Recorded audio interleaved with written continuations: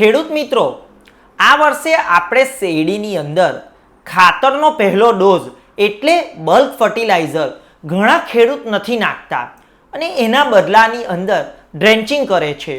ખેડૂત મિત્રો, એનાથી પણ 100% આપણને ફાયદો જ છે અને ખાતર બલ્ક ફર્ટિલાઇઝર જેટલું રિઝલ્ટ આપે છે એટલું જ રિઝલ્ટ આપણને એ ડ્રેન્ચિંગ આપશે.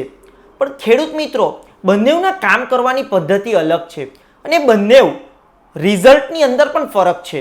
રિઝલ્ટ બંનેના મળે છે પણ રિઝલ્ટની અંદર ફરક છે. એટલે જે બલ્ક ફર્ટિલાઇઝર છે, જે રાસાયણિક દાણાદાર ખાતર આપણે નાખીએ છીએ, એ ખાતરનું રિઝલ્ટ થોડું મોડું ચાલુ થાય છે પણ વધારે સમય સુધી રહે છે અને એના મૂળ સારી રીતે એ ખોરાક લઈ છે.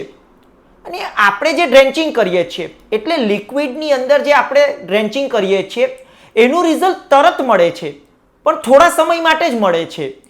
આ રીતે ફરક છે. એટલે ખેડૂત મિત્રો, જો પોસિબલ હોય તો આપણે બલ્ક ફર્ટિલાઇઝર નાખવાનો જ આગ્રહ કરવો. અમે એવું નથી કહેતા કે ડ્રેન્ચિંગનું રિઝલ્ટ નથી. ડ્રેન્ચિંગનું રિઝલ્ટ તરત મળે છે પણ થોડા સમય પૂરતું જ મળે છે. માટે જો બલ્ક ફર્ટિલાઇઝર નાખીશું તો લાંબા ગાળા સુધી આપણને રિઝલ્ટ આપે છે. તો આપણે બલ્ક ફર્ટિલાઇઝર નાખવાનો આગ્રહ કરવો જોઈએ જેથી વધારે સમય સુધી આપણને રિઝલ્ટ મળે.